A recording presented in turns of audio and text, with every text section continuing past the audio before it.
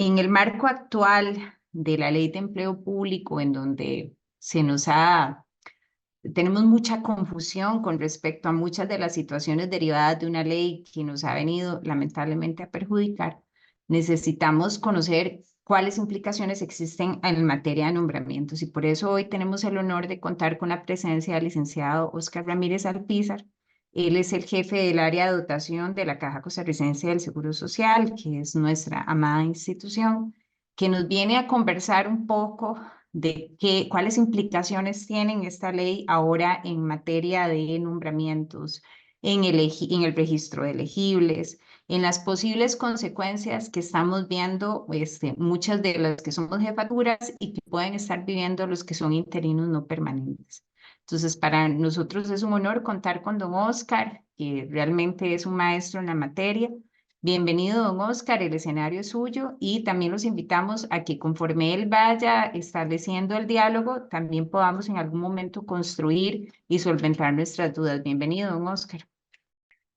Ok, le decía a la doctora que, bueno, muchas gracias por la introducción. Hay que tener claro que el mayor impacto de esta ley es en materia salarial, o sea, es el mayor impacto. Y también con la cantidad de días. O sea, ahí sí, una persona que entra como nuevo ingreso, se complica el asunto en relación con el salario, pero sí también tiene ciertas implicaciones en la continuidad de nombramientos.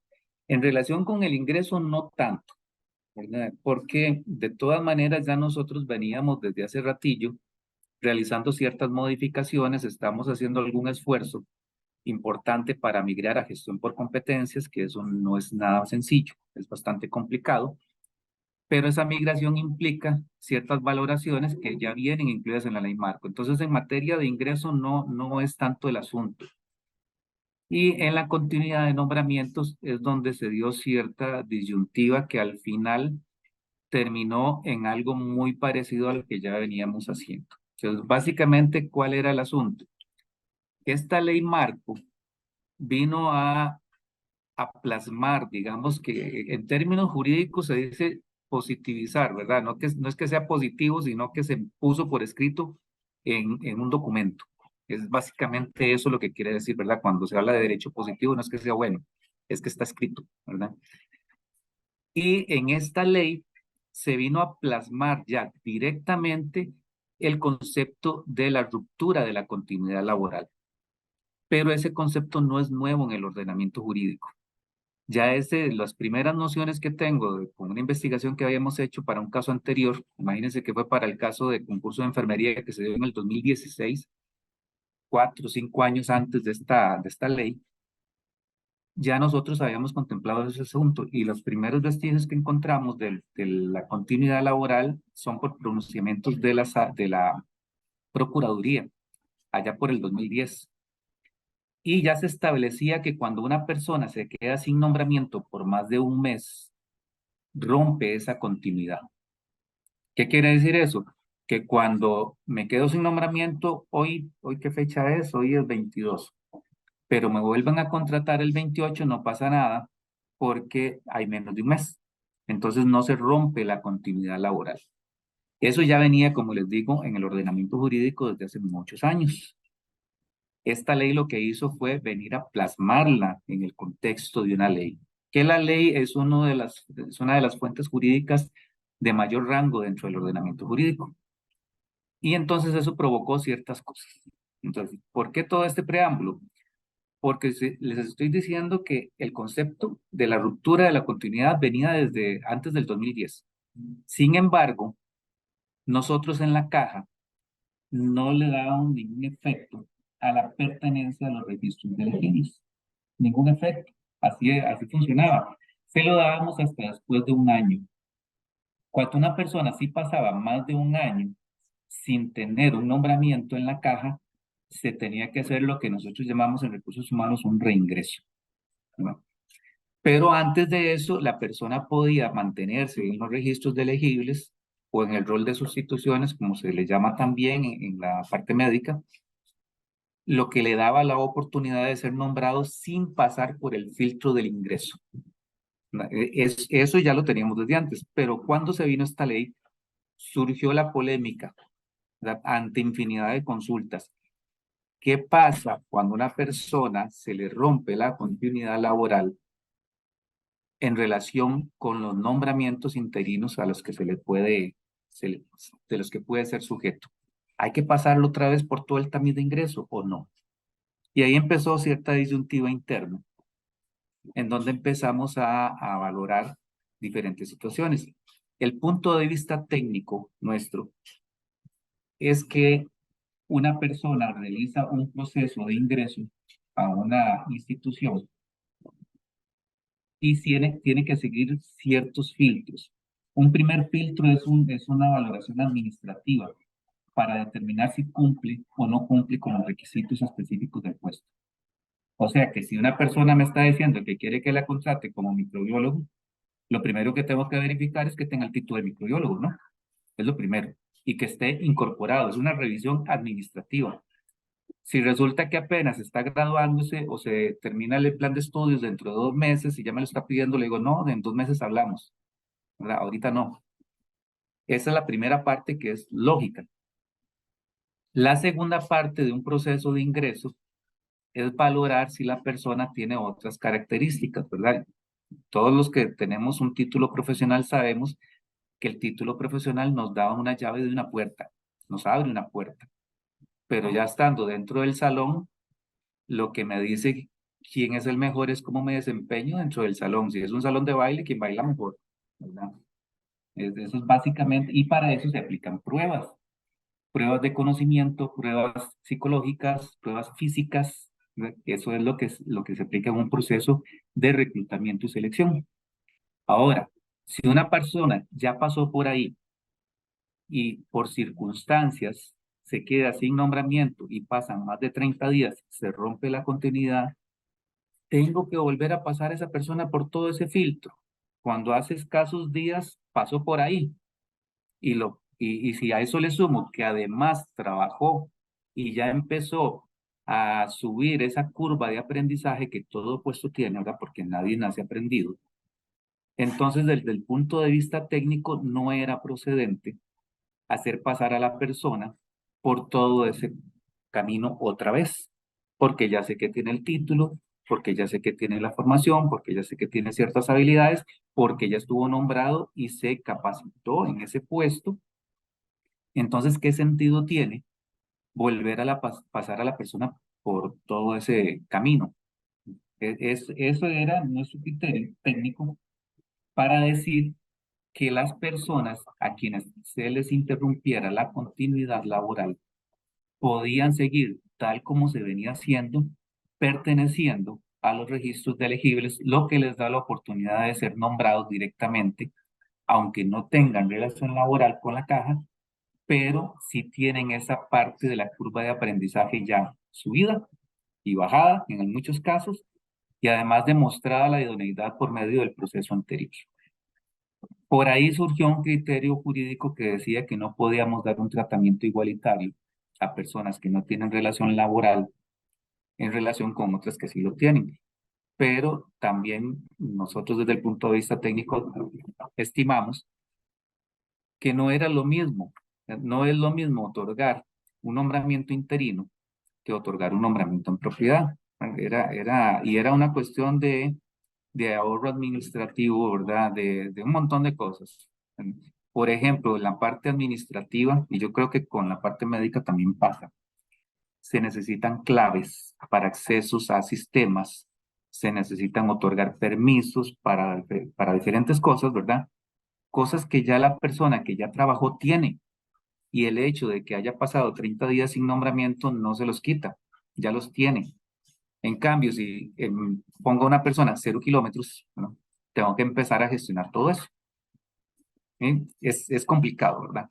Finalmente, eso se fue a la dirección jurídica como una consulta y la dirección jurídica determinó que era razonable lo que técnicamente estábamos proponiendo. O sea, todo este cuento es para decirles, así de sencillo, que la pertenencia a los registros de elegibles y por ende la oportunidad de poder nombrar a personas, aunque se les haya materializado la ruptura de la continuidad laboral, se sigue manteniendo. O sea, la persona desde el último nombramiento que tenga de la fecha rige hasta de la acción de personal, de ahí para adelante, tiene derecho de pertenencia a los roles de sustitución o a los registros de elegibles, como los quieran llamar, tienen derecho de pertenencia durante un año. Pasado ese año, sí se tendrían que someter de nuevo a un proceso de ingreso que nosotros llamamos reingreso, que también lleva un camino un poco abreviado.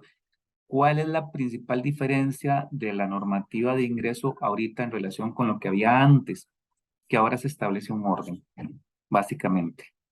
Y eso todavía no está firmado, pero ya está próximo a firmarse, la normativa del manual de ingreso. Y lo que hace es eso, es establecer una fila.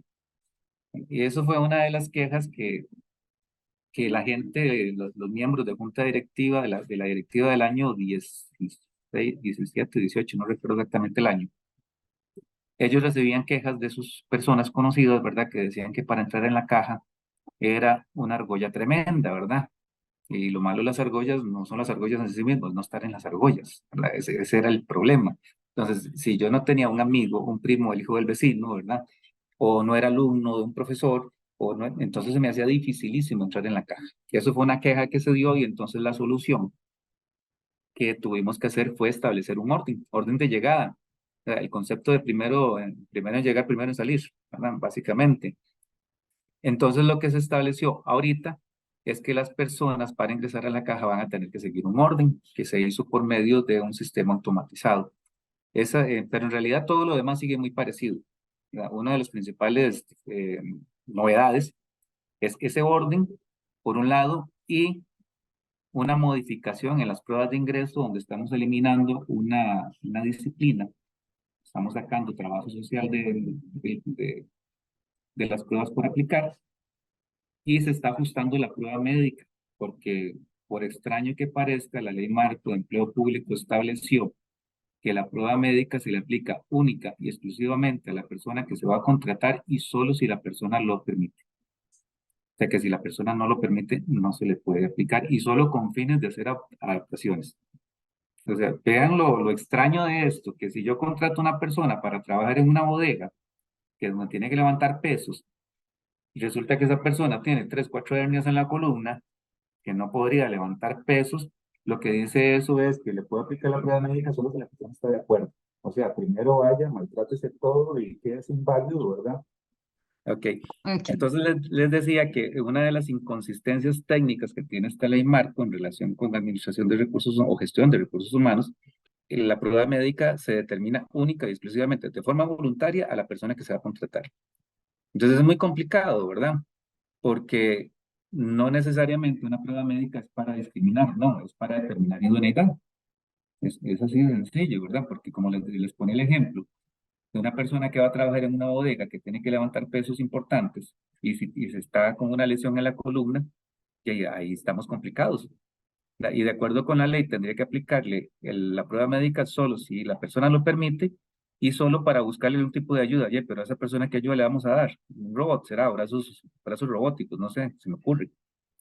Pero básicamente, así en sencillo, esa es las condiciones o el impacto de la ley marco en materia de nombramientos interinos. O sea, básicamente no resultó ninguna implicación importante para dar continuidad a los nombramientos interinos. O sea que todas las personas de cualquier tipo de ocupación, sea profesional en ciencias médicas o no, tiene el derecho de mantenerse en los registros de elegibles, teniendo la oportunidad de aceptar nombramientos interinos, aunque se haya interrumpido la continuidad laboral.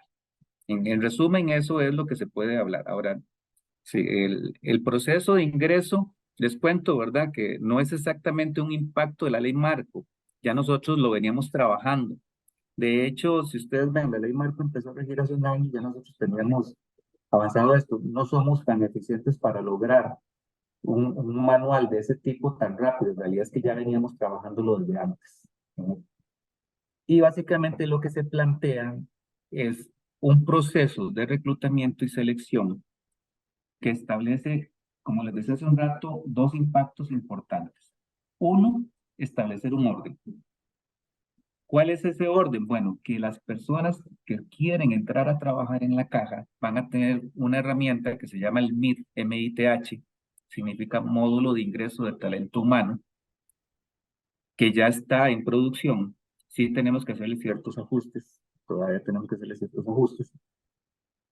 Y ese módulo lo que permite es que una persona que quiere entrar a la caja suba su currículum y es, en todo es igual a, al expediente que nosotros tenemos en RH en línea. Si cada uno de ustedes se mete a RH en línea, van a ver que hay una pestaña que habla sobre títulos, otra pestaña que habla sobre experiencia, otra pestaña que habla sobre cursos, otro sobre licencias y así sucesivamente. El mismo formato tiene la gente que quiere entrar a la caja. Se meten al Meet y tienen que alimentar cada una de esas pestañas de la misma manera. Y también van a ofertar por cuál puesto quieren ofrecer sus servicios. Y entonces ahí se les abre el menú de todo el manual de puestos y ahí marcan. Entonces, por ejemplo, si marcan un puesto de chofer, el sistema está diseñado para que vaya y revise si dentro de los atestados que la persona puso tiene la licencia. Si no tiene la licencia, pues no le va a permitir ofertar para chofer. Si la tiene, entonces sí se lo permite y le abre todos los centros donde existen choferes para que la persona ofrezca sus servicios y diga, ok, yo quiero participar para la sucursal de Santa Cruz o quiero participar para la dirección regional de Quepos o donde quieran ponerse, ¿verdad? O el hospital aquí, el área de salud allá, la clínica tal, en todos los lados donde hayan choferes, oficinas centrales. Y entonces ahí la persona es la que dice, yo me voy para allá. ¿Qué implica esto? Que no tengo que ver dónde vive. Eso es una información que no tengo por qué considerar. O sea, es simplemente donde la persona está ofreciendo irse. Y al meterse ahí, le va a dar un número de consecutivo. O sea que puede ser que yo esté ofertando para chofer en oficinas centrales y tal vez eso es el lugar donde está más poblado y me toque el número 250. O sea, tengo 249 personas por delante mío pidiendo trabajo como chofer. Pero también puede ser que me haya apuntado para irme a la sucursal de Punta Arenas, por decir cualquier cosa, y resulta que ahí tengo la posición 20. Entonces, la posición va a depender del lugar y de la oferta que exista. Y entonces empiezan, eso es igual, funciona igual que una fila. Para que me consideren a mí, primero tienen que ir considerando a todos los demás. ¿Qué es lo que hace la Oficina de Recursos Humanos? Si yo estoy ofreciendo para chofer, son cosas que yo puedo verificar, pero si ya me voy a puestos de otro tipo, donde me piden experiencia, la experiencia no se pudo parametrizar. Es muy complicado tratar de verificar automáticamente si una persona sube un documento, si cumple o no cumple con una experiencia específica. Entonces, eso tiene que un factor humano, donde, perdón, tiene que existir una revisión para determinar. Entonces, ¿qué es lo que pasa? Que ya las personas entran por ahí y tienen un orden establecido. Ahora, ¿qué implica eso? Que una vez que la persona se le llama, hay que aplicarle pruebas y aquí es donde viene la respuesta. Esas pruebas sí son obligatorias, pero se están cambiando. Lo que nosotros conocíamos como ACE está desapareciendo. Eso ya no va a continuar. El ACE tenía una característica, eran 3 disciplinas, que era la psicología, la médica y la de trabajo social, en donde cada profesional realizaba una valoración, pero no se tenía un perfil construido, lo hacían básicamente con sus propias creencias o particularidades, y luego se reunían en buena teoría para emitir una recomendación de si se recomienda o no se recomienda contratar. Eso ya no va a seguir. Ahora lo que va a seguir es una aplicación escalonada. La primera es la revisión administrativa que les acabo de decir, determinar si la persona cumple o no cumple. La segunda, pruebas de conocimiento cuando sea necesario o de habilidades. Qué sé yo, por ejemplo, si una persona me está pidiendo ser soldador y resulta que no me presenta un titulito del INA o de cualquier otro lado, ¿cómo hago yo para saber si sabe soldar? Ya, y le doy una máquina y lo pongo a soldar, ¿verdad? Si le pasan las mías, no lo contratan, pero si es de verdaderamente hábil, pues entonces sí lo va a pasar. O si es para el taller de ropa, por ejemplo, no existe nadie que dé una licencia sobre el manejo de máquinas overlock para coser. ¿Cómo sé yo que una persona sabe manejar una máquina de esas? Ya, y lo pongo en la máquina. Es una prueba práctica. A quienes aprueben esa prueba práctica o de conocimiento es a quienes se les aplica las pruebas psicométricas o competenciales en su momento. Como les dije hace un rato, vamos a migrar a gestión por competencias, entonces en algún momento vamos a cambiar ese tipo de pruebas. Y esas pruebas ya no van a tener un carácter vinculante o recomendativo, sino simplemente se va a tratar de una prueba que arroja un perfil. Y entonces es el jefe el que sí tiene la obligación de valorar el resultado para determinar si esa persona cumple con el perfil que el jefe está buscando. Y cuando eso suceda, entonces es cuando se le manda al jefe una nómina con 5 nombres y el jefe decide a quién contrata. Y solo a quien contrata se le dice, ¿quiere que le aplique la prueba médica? Sí, ok, venga, papito. Pero si dice que no, pues no. Y entonces ahí es donde vienen los problemas. Y después sale con algún problema físico, por alguna enfermedad crónica o algo que surge en el momento, ya ahí vamos a tener que ver cómo atender eso, ¿verdad? Esa es la parte más inconsistente. Entonces, en definitiva, si ustedes ven, yo siempre doy respuestas larguísimas, doy muchas vueltas para aterrizar. Pero entonces sí, las pruebas psicométricas sí hay que aplicarlas, lo que cambia es el momento y el resultado, y eventualmente lo que hicimos fue, como dicen en construcción, dejar una prevista para meter en algún momento la gestión por competencias. Entonces ya eso está adaptado para que en algún momento apliquemos pruebas competenciales. Y también hay por ahí una situación de una cosa que yo le llamo pruebas psicométricas, no sé si ese es el nombre técnico, ¿verdad? Yo las diferencio en pruebas competenciales, que son las psicométricas, y pruebas psicológicas, como les digo, no sé si es lo correcto técnicamente, pero esas pruebas psicológicas son pruebas que ayudan a determinar patologías. Y eso se le va a aplicar única y exclusivamente a una lista de como 20 o 25 puestos que ya tenemos listos por ahí, que tienen como característica común el tener acceso al paciente o al usuario en un ámbito de intimidad. Evidentemente los médicos, ¿verdad? Evidentemente las enfermeras. Y hay una serie de puestos más que tienen ese acceso a una persona cuando es más vulnerable, ¿verdad? Que están solos en un aposento. A esas personas es a las que se les va a aplicar esas pruebas, ¿verdad? Pero como les digo, eso todavía estamos en el asunto del diseño de cómo se van a aplicar. Por ahora, lo que hay que aplicar son las pruebas psicométricas que ya conocemos, de forma obligatoria, eso sí. Gracias, buenos días. Don Oscar, Vale. un gusto saludarlo. Quería, Igual. nada más quería, gracias, quería y a ver si me queda claro. Yo tengo un profesional en el registro de elegibles, pero resulta que se quiso ir a una farmacia privada. Pero a los 2 años me llama y me dice, doctora, estoy disponible por si necesita sustituciones. ¿Puedo, después de esos 2 años, llamarlo sin ningún, o sea, proceso de reingreso?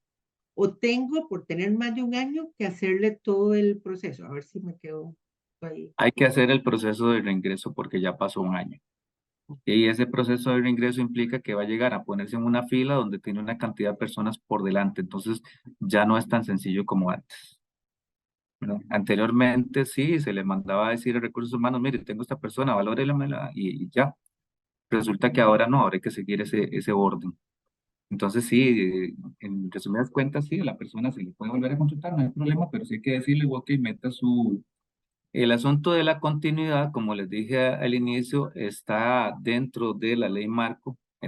Ahí tiene un artículo que habla sobre las definiciones y define la continuidad laboral.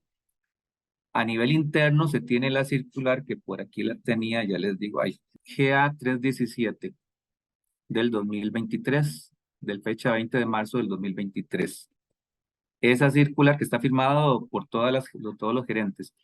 Esa circular establece las reglas que les acabo de decir, ¿verdad? Que la continuidad laboral se va a mantener en el tanto no se dé una interrupción laboral por 30 días o más. En esa interrupción laboral no cuentan incapacidades ni permisos como sin goce ni licencias. Eso no rompe la continuidad. O sea que si una persona viene estando interina, imagínense casos típicos, que una persona está interina, hoy es 22, esté nombrado hasta el 24. Oye, pues, digamos hasta mañana, está nombrado hasta mañana 23. Y hoy la incapacitan, porque tal vez sufrió un accidente y se rompió un brazo.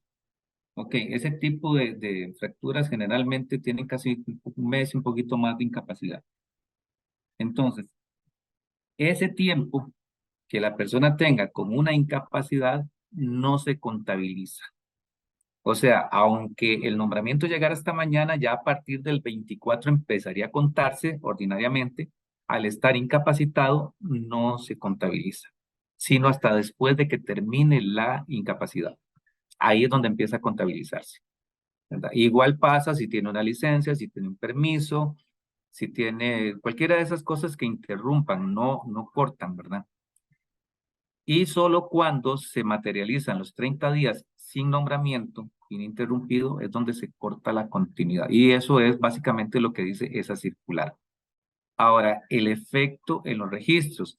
Los registros de elegibles ya tienen un orden establecido, ¿verdad? Y eso depende de la profesión y el tipo de puesto del que estemos hablando, porque se constituyen de la misma manera, pero funcionan diferente. Entonces, por ejemplo, los registros de elegibles de los puestos no profesionales más los registros de elegibles de los puestos de profesionales en ciencias médicas funcionan parecido en cuanto al orden, que lo que establece es un orden estricto por antigüedad laboral, con el detalle de que para profesionales en ciencias médicas no hace una distinción de puesto, sino que nada más habla de la experiencia profesional. Entonces, en farmacia, por ejemplo, que tenemos varios puestos, F1, F2, F3, hasta el F5, 6, no recuerdo cuál es el máximo. La antigüedad se cuenta, o el orden en el registro se cuenta considerando todos los puestos, F1, F2, F3. O sea, no es el que tiene más. No sucede así con los no profesionales, ¿verdad? O con enfermería. En esos es por tipo de puesto. Y esa antigüedad es la que me establece en qué posición estoy. Cuando estamos hablando de profesionales administrativos, que no les afecta a ustedes, pero es bueno que lo conozcan, la funcionalidad del registro es diferente. En los profesionales administrativos, que vamos a hacer igual para jefaturas, que en el manual de nombramientos que está por salir va de esa manera, no se establece un orden estricto por antigüedad, sino que lo que se establecen son grupos, los grupos que la jefatura puede considerar. Entonces, por ejemplo, si alguno de ustedes es jefatura de un profesional administrativo, supongan un director médico que tiene a su cargo los jefes administrativos o un abogado que es el asesor. En esos tipos de puestos no se establece un orden estricto por antigüedad, sino que se establecen grupos.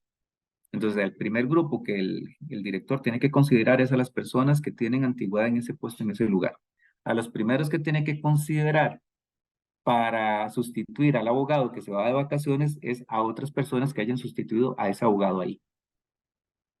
No está obligado a nombrarlos, pero tiene que considerarlos de primero. Si no, tendría que considerar algún otro abogado que trabaje en el hospital, pero que nunca haya sido nombrado como abogado ahí. Y tercero, cualquier otro abogado de toda la caja que le haya pedido ser parte del registro. Entonces, la funcionalidad es diferente, pero la pertenencia y el orden, en el caso de profesionales en ciencias médicas, se va a determinar por la cantidad de días como profesional que tenga, y eso lo va a ubicar en una posición. Y yo tengo que llamar de acuerdo con ese orden, ¿verdad? Excepto cuando se trate de sustituciones por jefatura, donde tengo dos opciones. Puedo utilizar ese registro en ese orden o puedo utilizar lo que tenemos regulado para jefaturas en la 724, circular 724, que establece otro orden diferente. ¿Por qué razón? Porque el puesto de jefatura responde o necesita otras habilidades diferentes a la mera técnica o a la técnica específica que se aplique ahí. O sea, para ser jefe yo no necesito ser un microbiólogo extraordinario, no, necesito tener ciertas dotes, ¿verdad? Liderazgo, visión estratégica y una serie de cosas más que eso no me lo da el título. Eso me lo da otros aspectos, ¿verdad? Eso es lo que se considera. Lo que cambió básicamente es un orden que se establece. Anteriormente no se hacía de esta manera, ¿verdad? Sino que anteriormente el jefe le mandaba a decir, mira, necesito que me mandes a alguien. Y entonces recursos humanos se agarraba ahí sin ningún orden en particular. O en otros casos, el jefe le decía, mira, valórame a esto. Y en el más frecuente de los casos, el jefe metió a una persona, le hacía la gestión de personal y se lo mandaba a recursos humanos. sin siquiera haberle preguntado a recursos humanos. Y entonces más de una vez se encontraban con la sorpresa de que no cumplía los requisitos. ¿Verdad? Ese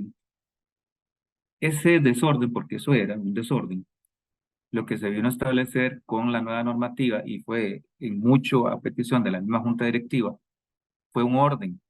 Entonces, en el ejemplo que usted pone, si se tienen a 200 oferentes, recursos humanos no va a valorar a los 200 oferentes de una vez. Tiene que seguir un orden. Ahora bien, dentro de la normativa que se está aprobando, dice que se tiene que hacer una planificación. Entonces, cada uno de nosotros como jefe tiene que establecer un cronograma anual de vacaciones y de cualquier otra contingencia que se pueda programar. Por ejemplo, licencias por maternidad. Eso se puede programar. A veces algunas capacitaciones se pueden programar, ¿verdad? Para gestionar las sustituciones. Otras, y en muchísima cantidad, son completamente imprevistas. No tengo números exactos, pero yo me arriesgaría a decir que cerca del 70-75% de las sustituciones son por razones imprevistas, como las incapacidades. ¿Verdad? Y si a eso le agregamos fallecimientos y otra serie de cosas, ¿verdad? Sí, es un buen número que no puedo prever, pero son sustituciones generalmente cortas. La mayoría de esas son sustituciones cortas. Ahora, con esa programación que las jefaturas tienen que pasar a recursos humanos, más números estadísticos, recursos humanos puede hacer una proyección. Ya nosotros sabemos perfectamente que en diciembre y enero se da un pico alto de ingresos. O sea, ya eso es sabido. Hay otros dos picos no tan importantes, que uno lo tenemos ya muy próximo, que es Semana Santa, y el otro son las vacaciones de 15 días a medio año. Son los tres picos, pero el más importante es el de diciembre-enero. Y entonces es muy común que en esa etapa, o en esos 2 meses, tenga crisis porque los registros de elegibles que tengo no me alcanzan. Y ahí es donde hay que meter gente. Entonces, ¿qué es lo que hay que hacer si ya conocemos eso y tenemos información? Es planificar y prever. Entonces, si yo ya sé que tengo 200 viejos ahí haciendo fila para entrar a la farmacia de Tilarán, ¿verdad? ¿Tengo que valorar a todos los 200? No, pero sí tengo que ir en orden. Entonces, si yo ya proyecto que, bueno, el área de salud de Tilarán, no sé cuántas personas tendrán en farmacia, pero voy a batear un número, digamos que tienen a 30 técnicos de farmacia, por decirle cualquier cosa, y que tienen un registro de elegibles compuesto por 20 personas, y que ya saben que en diciembre generalmente tienen que meter a unas 5 o 6 porque el registro de elegibles no les alcanza. Entonces, ya históricamente saben que tienen que meter a 5 o 6 personas en diciembre. Entonces, ¿qué tiene que hacer recursos humanos? Tomar esa lista de 200 personas y en el orden en que fueron solicitando, irlas valorando, la verificación del cumplimiento de requisitos. Y entonces ahí empieza a descartar. Si históricamente saben que necesitan meter 5 o 6 personas, yo no voy a valorar a solo 5 o 6 personas. Tengo que valorar el número suficiente para que al menos tenga 3 oferentes por cada puesto. O sea que debería de estar valorando entre 15 y 20 personas prevaloradas que ya yo sé que cumplen los requisitos del puesto. De manera que cuando el jefe me mande la solicitud, yo ya tengo a esa gente evaluada. Y en el mundo de Bobby, ¿verdad? En el mundo ideal, a esas 20 personas debería haberles aplicado ya las pruebas psicométricas y las pruebas de conocimiento si es que se necesitan. Debería. Pero si no se pudiera, ¿verdad? Porque también uno sabe de las cargas de trabajo, la normativa de relaciones laborales ofrece la opción de que la persona pueda entrar sin esas pruebas y se tiene 3 meses para hacer esas pruebas. Entonces, eso, si ustedes ven, no afecta en gran cosa la dinámica que existía antes. Es más o menos la misma, solo que me establece un orden. Ahora, usted dijo algo importante.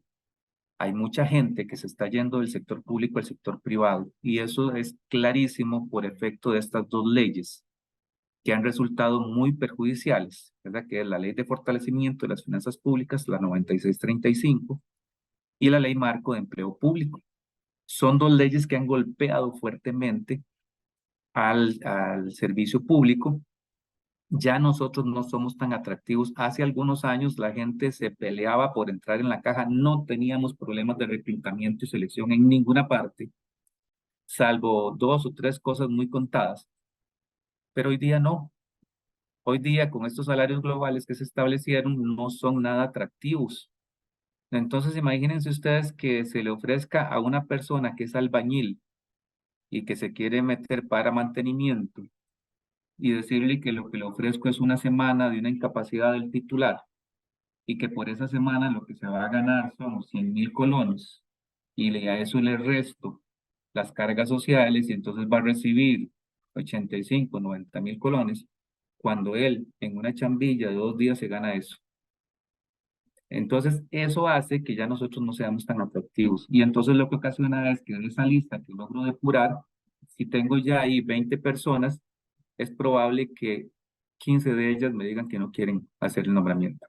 Entonces, esa es la situación, pero eso no es culpa, ni es causal, pues, ni es causado por esta normativa, ni por el MIT, es causado por la realidad nacional. Entonces, eso es una situación que aunque no tuviéramos esas herramientas, lo hubiéramos enfrentado.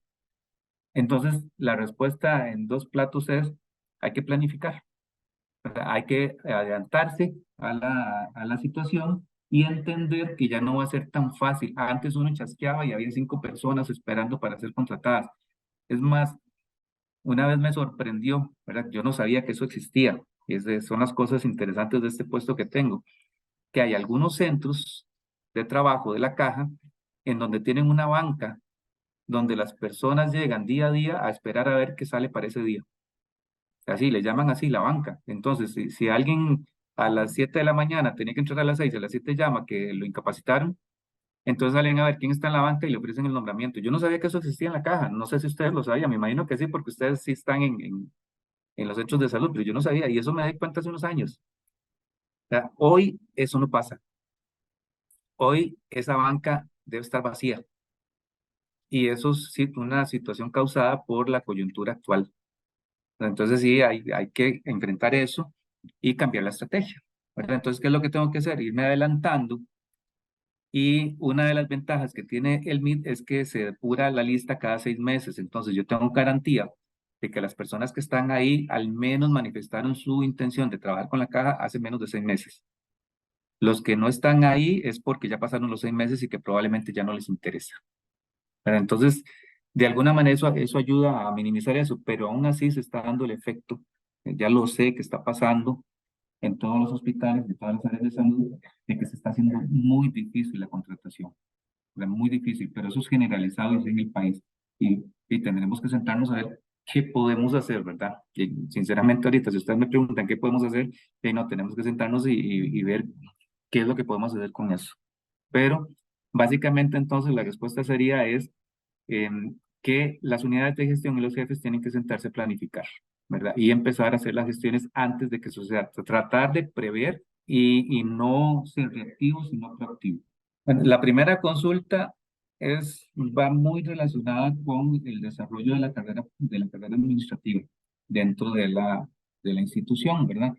Que eso es una de las cosas que estamos proponiendo que se ajuste a la normativa de relaciones laborales, que se defina claramente qué es carrera administrativa, ¿verdad?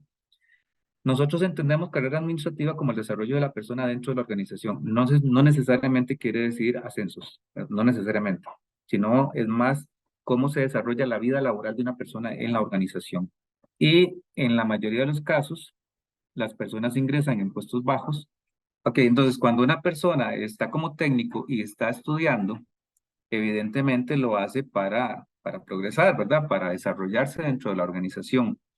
Estas personas no tienen que someterse, como les dije hace un rato, al proceso de reclutamiento de selección, sino que más bien tienen que acogerse al modelo de promoción interna que nosotros tenemos. ¿Cuál es el modelo de promoción interna? Funciona muy parecido, pero es diferente. Con el ingreso, las personas de fuera de la caja hacen fila y empiezan a buscar cómo entrar, ¿no? A lo interno, una persona que quiere desarrollarse, lo que tiene en su mano en este momento es la opción de solicitar a cualquier jefatura que lo incorpore en el registro de elegibles. Entonces, cualquier persona, este muchacho técnico, por ejemplo, que se profesionaliza, y eso pasa en muchas carreras, ¿verdad? Lo que puede hacer es solicitar a la jefatura, cuando ya tiene su cartón en mano, que le interesa, el que lo incorpore en el registro de elegibles para ser considerado para sustituciones en cualquier momento. Esa, y que si ustedes ven, es muy parecido, ¿verdad? Pero no es exactamente lo mismo. Primero porque se reduce mucho la cantidad de personas, ya no compite con todo el país, sino con la gente de adentro de la caja. Y luego que entra directamente a un registro de elegibles sin pasar por una serie de pruebas y exámenes, porque ya está dentro, ¿verdad? Vamos a agregar algunas reglas, pero esas todavía no están desarrolladas, que tienen que ver cuando desarrollemos el proyecto de gestión por competencias. Ahí sí, porque entonces hay que demostrar que se tiene el perfil para el puesto por el cual yo quiero optar, ya no solamente en cuanto a título académico, sino en cuanto a habilidades blandas principalmente, ¿verdad? ¿Y qué pasa con la experiencia que tenía como técnico? No pasa nada, ahí se le queda. Lo que pasa es que es experiencia de técnico. Aquí donde me ven, por ejemplo, yo cociné en una soda cuando tenía como 18 años. Durante una semana intoxiqué personas ahí en San Pedro, ¿verdad? ¿Y qué pasa con esa experiencia? Ahí se quedó, pero hoy me sirve porque me sé hacer los huevitos fritos en mi casa, por lo menos, ¿verdad? O sea, si mi esposa no está, no me muero de hambre. Ya de algo me sirvió. O sea, todas las experiencias que uno vive en la vida de alguna manera le sirven, pero no necesariamente yo tengo que arrastrar todo hacia un solo saco. Ni yo puedo poner la experiencia de técnico como profesional porque no es lo mismo. Simplemente es una experiencia que tuvo, ahí se quedó. En algún momento le servirá, en otro momento no le servirá, eso depende de las circunstancias de la vida, ¿verdad? Pero esa experiencia ahí se le queda. Es simplemente que la persona da un paso hacia adelante y se desarrolla en otro ámbito. Y eso se le va quedando ahí, ¿verdad? Igual, eso depende mucho del tipo de experiencia que se pida para el puesto que yo esté ofertando. Por ejemplo, no es lo mismo optar por un puesto de director que optar por un puesto de profesional, optar por un puesto de médico general o de odontólogo, no es lo mismo, ¿verdad? Eso depende del tipo de experiencia que se pide en el manual. El manual de puestos pide diferentes tipos de experiencia, a veces pide experiencia en labores relacionadas, a veces pide experiencia específica, a veces pide experiencia como jefe, y depende del puesto. Entonces, de nuevo, esa experiencia quedará ahí y le será útil en algún momento y en otro momento no le será útil. Eso es variable. El ejemplo de Guasimo es interesante. Ve que ella dice que solo tienen un puesto de técnico 1 y tienen más de 2 y más de 3, o sea que hay más técnicos 2 y 3 que puestos de técnico 1. No me dijo cuántos asistentes técnicos tienen, probablemente ninguno. Pero eso es un fiel reflejo de la realidad nacional. Normalmente toda organización tiene una forma piramidal, ¿verdad? Donde los puestos más bajos son más numerosos y los puestos intermedios son menos y los de arriba son menos, ¿verdad? En farmacia, en la parte técnica, pasa todo lo contrario. La pirámide está invertida. Y son números estadísticos. Les voy a decir números macros porque ahorita no tengo los números exactos, pero en toda la caja, más o menos hay 3.000 técnicos de farmacia. En los 4 niveles, desde asistente técnico hasta el técnico 3. Más o menos hay 3.000 personas. Pero de asistentes técnicos y técnicos 1, son entre los dos, son aproximadamente 500. Más o menos, ¿verdad? Significa que técnicos 2 y 3 son más de 2.000. Esa cantidad de personas en técnicos 1 y asistente técnico, que son los que eventualmente podrían estar teniendo el curso y los que pueden llevar el curso, no me alcanzan para hacer las sustituciones de 2 y 3, que esa es exactamente la realidad que está exponiendo la doctora y eso se replica en toda la caja. Es un problema que nosotros hemos discutido con CEIDES varias veces y que nos llevó a tomar esa medida en el 2015, la que es a la que se refiere la otra doctora. Hay una disposición firmada por Dirección de Recursos Humanos, en aquel momento era el don Guillermo Abarca, donde exime de la aplicación del curso como requisito de forma temporal, pero en temporal y ya llevamos 8 años, ¿verdad? Mientras tanto, estamos en negociaciones. Sendeis lo que dice es que ya se está extendiendo el curso y ya lo está dando no solamente a personas de farmacia, sino también a otras personas que tienen nombramientos en otros puestos en la caja. Aún así no nos alcanza. no nos alcanza porque la cantidad de puestos 2 y 3 que exigen el requisito son muchos. Desde el 2015 está esa medida que no se les pide el curso, ¿verdad? De forma temporal, entre comillas, y que yo sepa no se ha muerto nadie. Entonces, ¿qué tan esencial es el curso como requisito? No lo cuestiono como capacitación, sino como requisito. ¿Por qué? Porque las personas cuando entran igual tienen una curva de aprendizaje y lo que no aprendieron por las buenas lo aprenden por las malas, ¿verdad? O sea que en la práctica ellos empiezan a aprender eso. Entonces nuestra posición es que el curso debería cambiar de ser requisito a ser una capacitación obligatoria una vez que estén adentro. En eso es que estamos ahorita. Pero entonces, ¿qué es lo que pasa? Que ese problema, primero hay una salida, ¿verdad? Que el curso como tal, amparándose en esa circular que está guindando de una uñita, porque en cualquier momento se suprime su aplicación, pero todavía está vigente, les permite nombrar a personas como técnico 2 o 3 que cumplan los otros requisitos, aunque no tengan el curso, ¿verdad? Siempre que tengan los otros requisitos, no hay problema. Sí hay una circular que es del 2015, que se hizo para efectos de nombramientos en propiedad, que dice que se exime para esos puestos del curso como requisito y de forma temporal hasta que la dirección diga lo contrario. A la fecha la dirección no ha dicho lo contrario, entonces sigue siendo una disposición que es vinculante a toda la caja. O sea que en este momento cualquiera de ustedes como jefe de farmacia puede nombrar a cualquier persona que sí cumpla los otros requisitos, ¿verdad? Aunque no tenga el curso. Los puede nombrar como técnico 2 o técnico 3. Y ahí está disponible ahorita. No me da tiempo ahorita de buscar y más que tengo problemas con la máquina, pero en la base de datos de políticas y normas que está disponible en la página de recursos humanos, ahí pueden buscar, le ponen el asunto de curso de farmacia y ahí les va a salir esa circular. Ahorita no tengo el número, pero sí sé que es del 2015 esa circular. Entonces, sí es de aplicación para todo mundo. O sea que si ustedes le exigen a una persona que tenga el curso, no está mal, pero también tienen la opción de nombrarlo sin el curso. O sea, ¿y por qué? Porque pasa eso que les decía, si ustedes solo tienen una persona de técnico 1, que es la que puede llevar el curso para llevarlo ahí, entonces, ok, lo ponemos a sustituir a un técnico 2 o un técnico 3. Y si otro técnico 2 o 3 se me va a vacaciones, solo tengo un técnico 1, entonces, ¿qué hago? Que tengo que poner a alguien que lo sustituya o lo que hacen en algunas partes es que prorratean la plaza, pero el prorratear significa que yo tendría que modificar las funciones. Y ahí es donde viene el otro asunto. ¿Cuál es la diferencia de funciones entre un técnico 1, 2 y 3? Pero algo que sea real. Muy complicado, ¿no? Es muy complicado porque unos dicen es el manejo del CIFA, pero es que todos manejan el CIFA de una u otra manera. Entonces, el asunto no es tan sencillo, ¿verdad? Y ahí es donde yo les cuestiono porque el curso como tal tiene que ser requisito si en 8 o 9 años no ha pasado nada. Entonces es interesante ponerse a analizar ese asunto, pero sí que tengan presente que la circular existe, que es vinculante a toda la caja y que aplica también para nombramientos interinos. Bueno, ahorita el sistema como tal no es obligatorio utilizarlo, ¿verdad? Ahorita, en algún momento lo será, pero lo que se hace es que se pone ahí lo que la persona dice y sigo con el otro, que literalmente es una fila. Ujú. Sí, que tiene usted las personas ahí formadas. Usted estaba donde la primera. Tengo unos 3 días, ¿le gusta? No, ok. Sigue la primera, me voy con la segunda, pero no la quito de ahí, se queda ahí. Voy con la Se queda ahí segunda, siempre. se queda ahí. Voy Ah, con ok. la segunda, tengo una de 3 días, ¿le quiere? No, ok, me voy con el tercero. Cuando vuelva a Ujú, salir otra, entonces me devuelvo a la primera. Mire, ahora ujú. tengo una de una semana, igual no le decís, no, me voy con la segunda, y así. Ah, Ya ok. solamente la quito de la fila.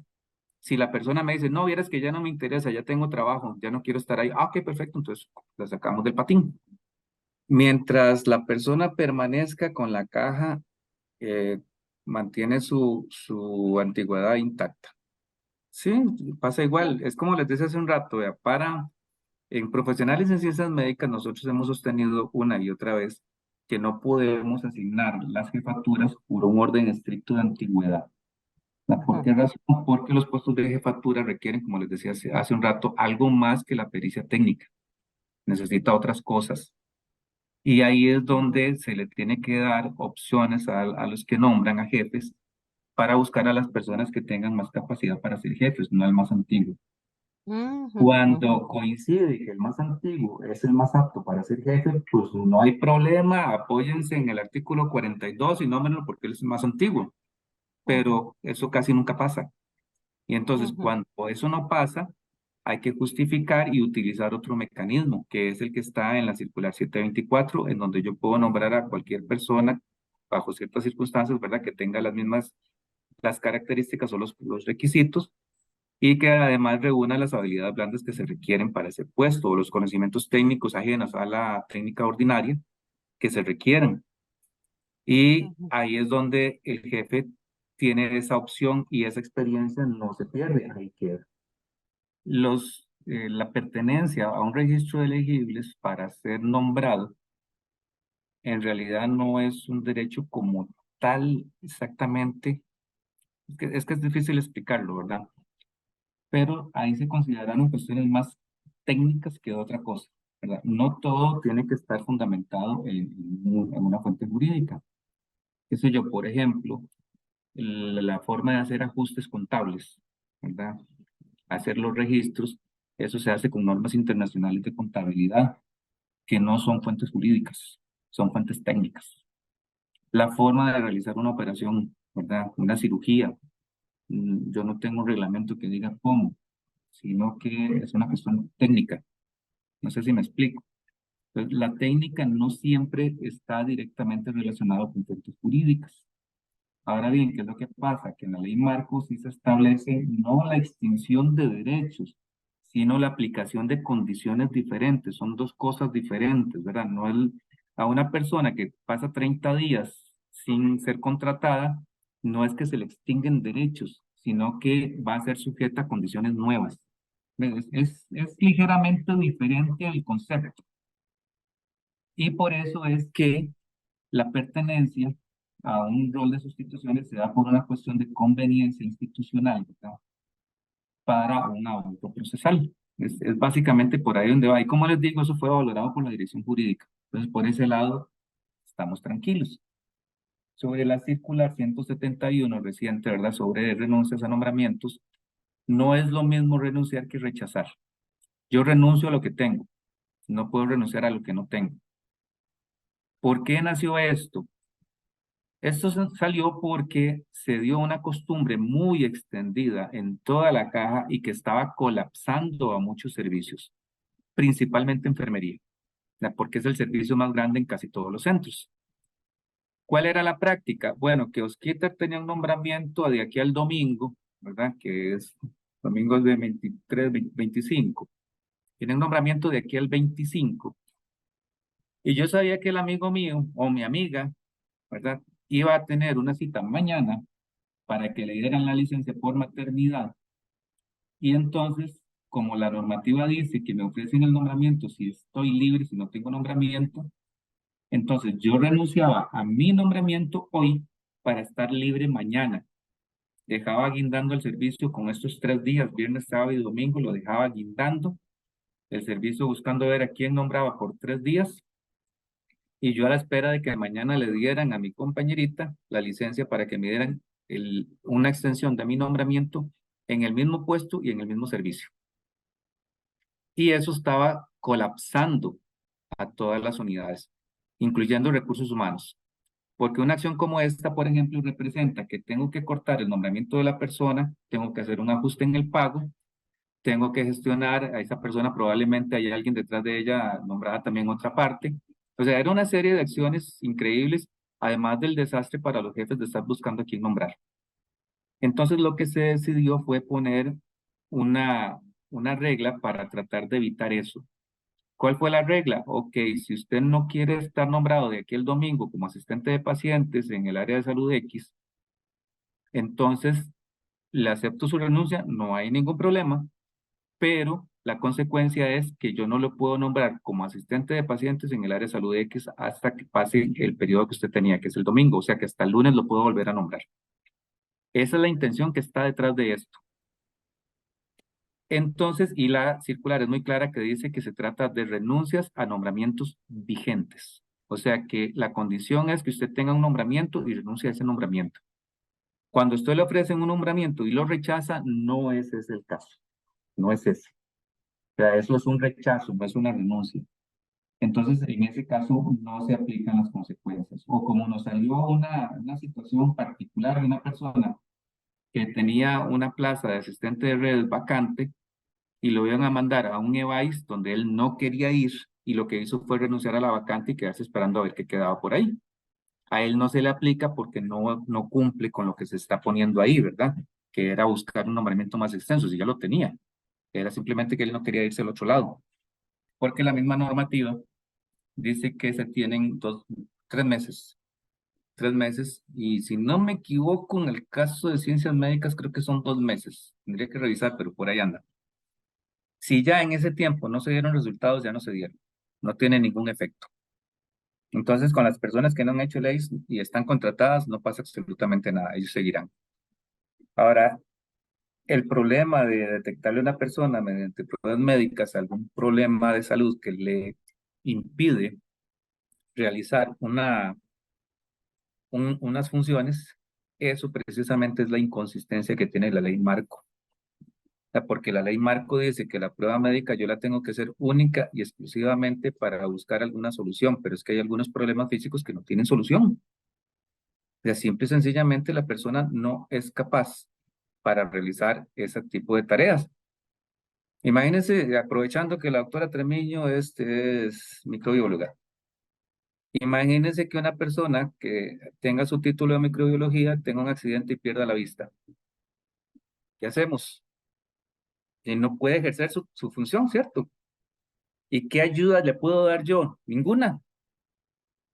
Entonces ahí es donde entramos en una inconsistencia con la ley, ¿verdad? De que hay algunas situaciones de que no son discriminatorias. Yo recuerdo hace muchos años que una empresa, una aerolínea, iba a empezar operaciones en Costa Rica y empezó a hacer una labor de reclutamiento y publicó en el periódico que necesitaba personas femeninas que una estatura mínima de unos 70 para trabajar como aeromosas en esa aerolínea.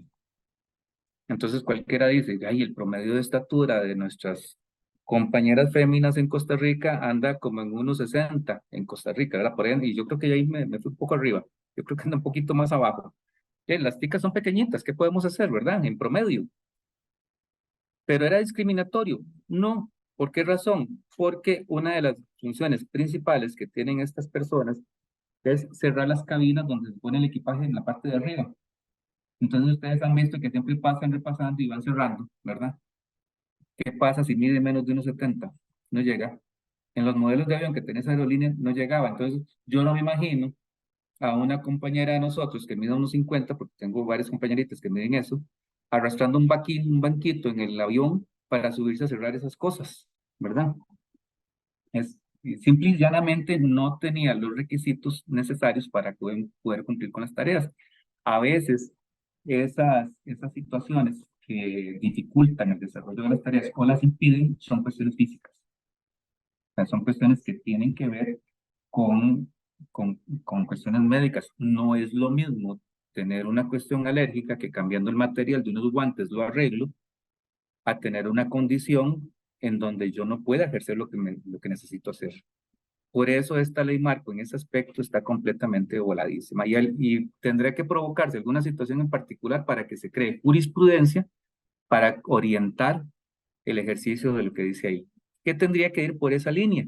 ¿Verdad? Que si la persona médicamente no puede ejercer una función, que simple y llanamente no hay apoyo que se le pueda dar y tendremos que acudir a un despido con responsabilidad patronal o no se le contrata, alguna de las dos cosas. Pero eso no puede continuar de esa manera, es completamente ilógico y eso no es discriminatorio. Ok, la fila del sistema es única y exclusivamente para entrar a la caja. No funciona para gente de adentro. Para los compañeros de la caja lo que funciona es la solicitud para ser parte de los registros legibles. Entonces, el compañero de servicios generales le pide a la jefe de farmacia que quiere ser parte del registro, la jefe de farmacia lo valora, lo entrevista y decide si sí o si no. Y si le dice que sí, entonces lo incorpora en el registro en la posición que le corresponda de acuerdo con lo que dice la circular y ahí quedará. Y en el momento en que surja una oportunidad lo podrá nombrar. Es diferente. Si nos vamos al fondo de la pregunta, pues sí entra a ser fila, pero no es la fila del MIT, no es la fila de ingreso. es la fila en un registro de elegibles, ¿verdad? Que en algún momento le tocará la oportunidad, pero pues delante de él hay otros, de acuerdo con los criterios que existen para ubicarlos. Porque cuando hablamos del criterio de antigüedad, es algo que está negociado entre los grupos sindicales y la caja y está plasmado en una normativa que tiene un nombre larguísimo que le cubre toda la portada, ¿verdad? Que yo la resumo en las normas que regulan las relaciones entre la caja y los profesionales en ciencias médicas. Ahí se estipuló la forma de asignar nombramientos. Efectivamente, en microbiología tenemos esas diferencias. La categoría la otorga el colegio, no la otorga la caja.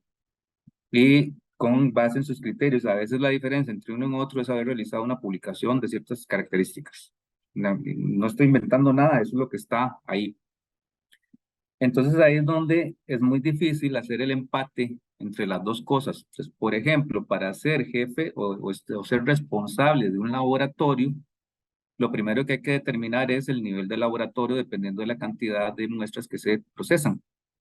Entonces no es lo mismo un laboratorio allá en el área de salud de Sarapiquí que un laboratorio en un hospital nacional, ¿verdad? Son cosas diferentes y en uno podrá estar a cargo un MQC2 y en otro tendrá que ser un MQC5. Eso es muy variable. Por eso para los puestos de jefe se consideran otras cosas, ¿verdad? Pero para los puestos operativos, en el término de que ejerzo directamente, sí tengo que aplicar la antigüedad y eso es lo que está negociado. Entonces, ahí y efectivamente se dan situaciones particulares, ¿verdad? Sobre todo cuando existen programas especializados. ¿Qué le voy a decir yo a la doctora Tremiño? ¿Verdad? Que tiene tal vez uno a cargo uno de los laboratorios más especializados, no solo del país, sino de toda la región. Qué complicado si yo le digo a ella que tiene que poner a un microbiólogo solo porque es el más viejo de estar ahí. Ese tipo de cosas son muy complejas de atender y provocan muchas situaciones y que a veces las tenemos que solucionar con un criterio más jugando de Salomón, pero a veces cuesta mucho, ¿verdad? Pero efectivamente sí tiene razón en que a veces no coinciden una cosa con la otra. Pero ya, ni modo, esas son las reglas. Para las personas que van a entrar a la caja apenas, ¿verdad? Para hacer la distinción entre eso y la promoción interna. Les explicaba hace un rato que el proceso es que la persona mete su currículo, oferta, se revisa si cumple los requisitos y el paso siguiente es aplicar pruebas de conocimiento. Entonces, eso todavía tenemos mucha tarea por hacer porque tenemos que darles, por ejemplo, a todos ustedes, nosotros en recursos humanos no podemos hacer una prueba de conocimiento para técnicos que tengan que ver con laboratorio, por ejemplo, eso es una competencia específica de ustedes porque yo ni siquiera sé los nombres de las cosas que utilizan ustedes, ¿verdad? Ni eso. Pero ustedes sí pueden diseñar una prueba donde yo pueda comprobar los conocimientos de la persona. Y si son habilidades, pues comprobar habilidades en una prueba práctica. Y solamente esas personas seguirían en el proceso.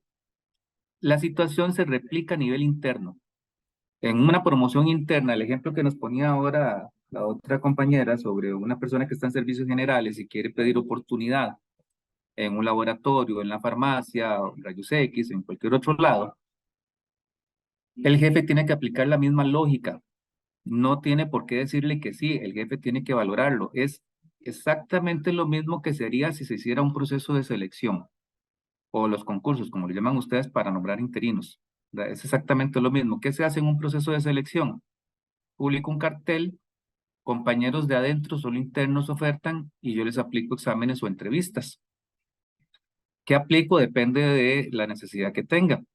Entonces, ustedes como jefes, para atender esas solicitudes de personas que quieren incorporarse en los registros de elegibles, para comprobar si tienen lo necesario para estar ahí, pueden diseñar pruebas de conocimiento o pruebas prácticas, cualquiera de las dos cosas, valorando lo que la persona necesita como cuestión básica para estar ahí.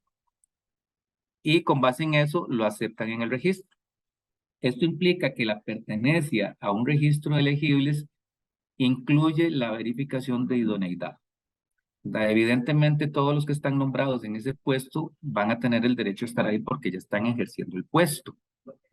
Y también hay que tener claro si estamos en laboratorio, por ejemplo, y un compañero de otro centro de trabajo que trabaja también en el laboratorio de aquella área de salud quiere venirse al laboratorio que tengo yo, ya la persona tiene conocimiento, entonces debería hacer una valoración diferente a alguien que no sabe nada de laboratorio.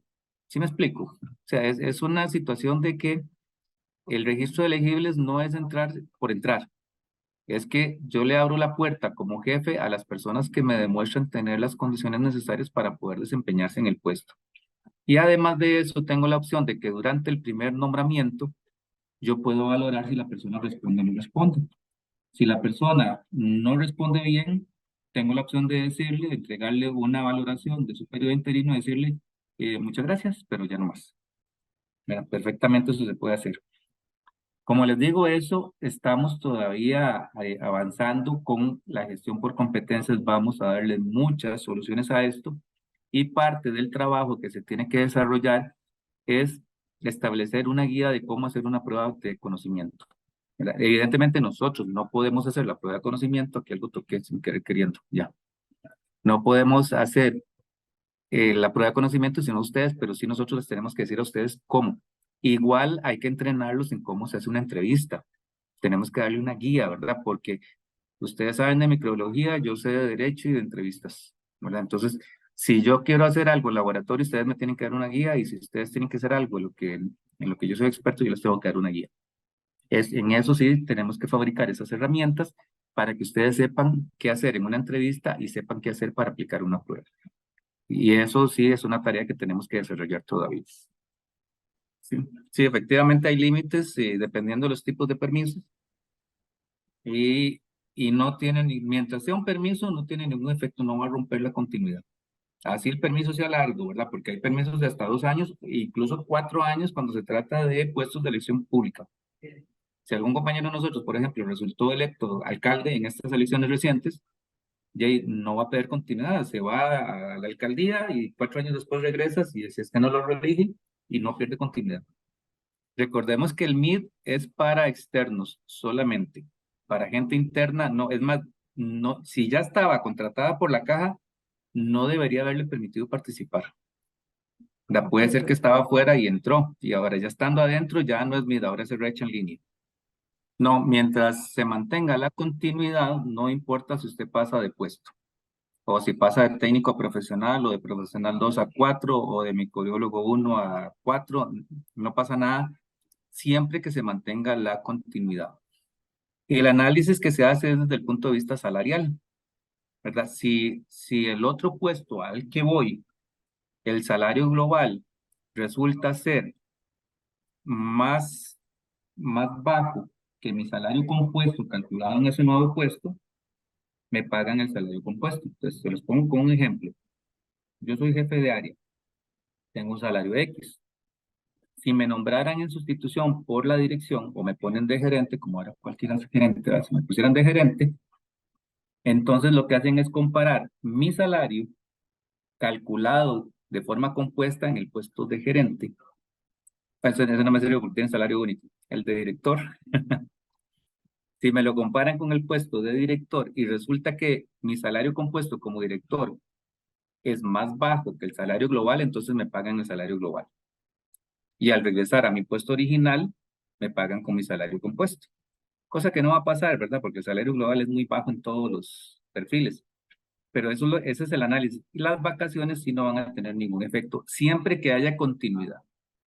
Para que a mí me bajen las vacaciones en cantidad, tendría que romperse la continuidad. Mientras no pase eso, no importa que yo baile de un puesto a otro. Nada más tengo que ver el efecto en la parte salarial.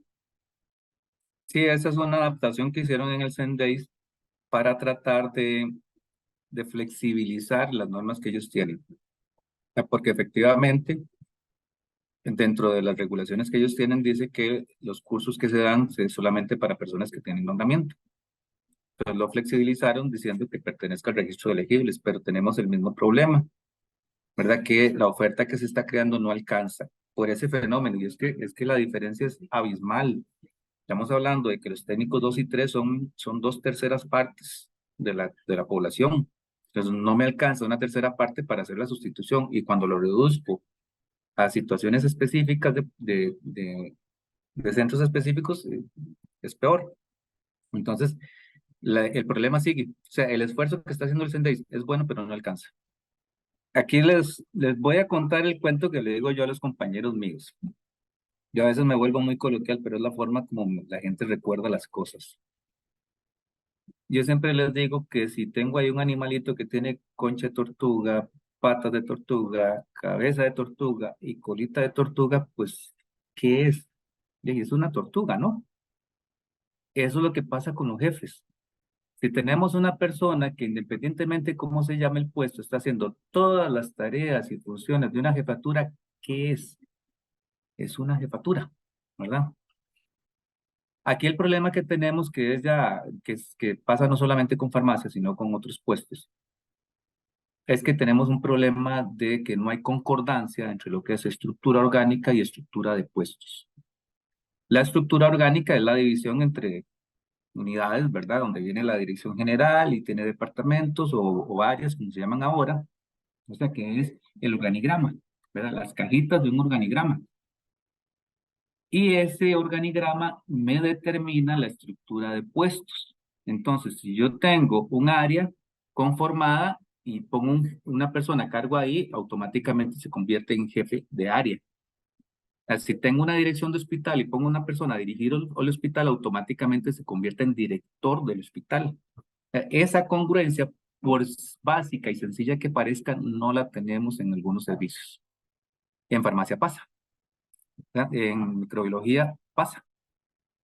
Y hay otros más en odontología, ni se diga, ¿verdad? También pasa. Y eso es un estudio que están haciendo, lamentablemente eso no me corresponde a mí, ¿verdad? Eso le corresponde a otras unidades. Y están haciendo los análisis correspondientes. Mientras tanto, en lo que sí me corresponde a mí, que es los nombramientos, yo les aplico que si tengo una tortuguita, le aplico las leyes de tortuguita. O sea que si tenemos una persona a cargo de farmacia y hace las veces de jefe de farmacia, apliquémosle lo que corresponde a un jefe.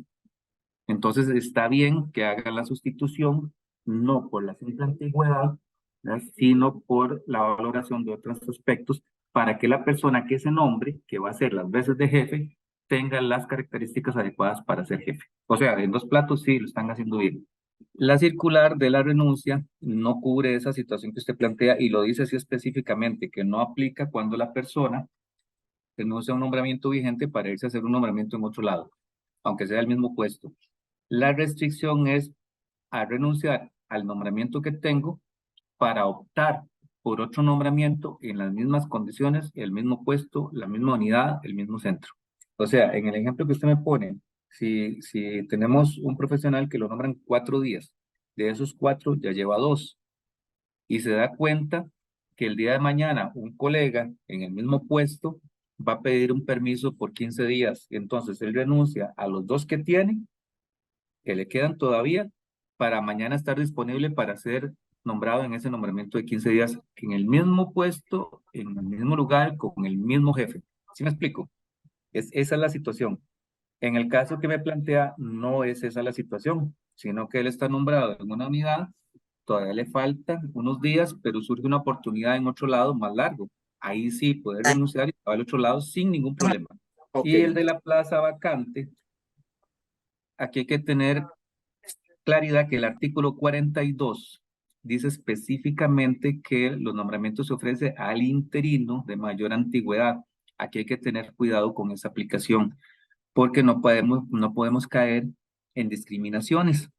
Por el hecho de que una persona tenga una propiedad, yo no puedo excluirlo de oportunidades de desarrollo, Ok. pero sí hay que tener cuidado en el cómo lo hago. Entonces, por ejemplo, supongan que queda una plaza de G1 con un horario administrativo y el doctor Ramírez está nombrado en una plaza de G1 en el tercer turno y está en propiedad. Y a mí me gustaría estar en el horario administrativo porque estoy cansado de estar trasnochando. Perfecto. ¿Tengo derecho a que me nombren en esa plaza?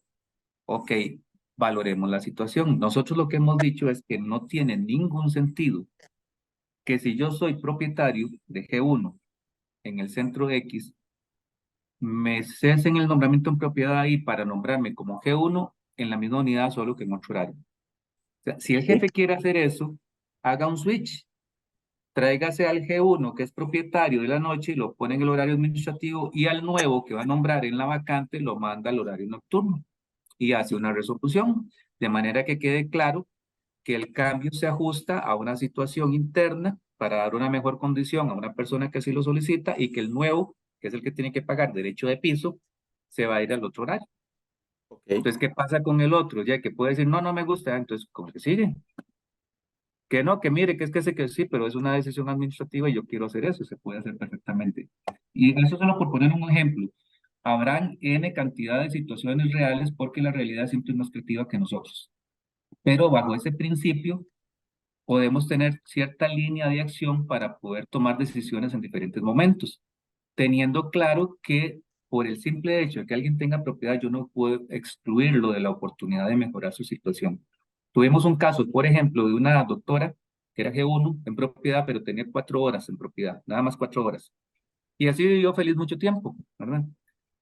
En algún momento, no sé por qué razón, porque no pregunté, ella quería optar por nombramientos de 8 horas, ¿verdad? Siempre como G1.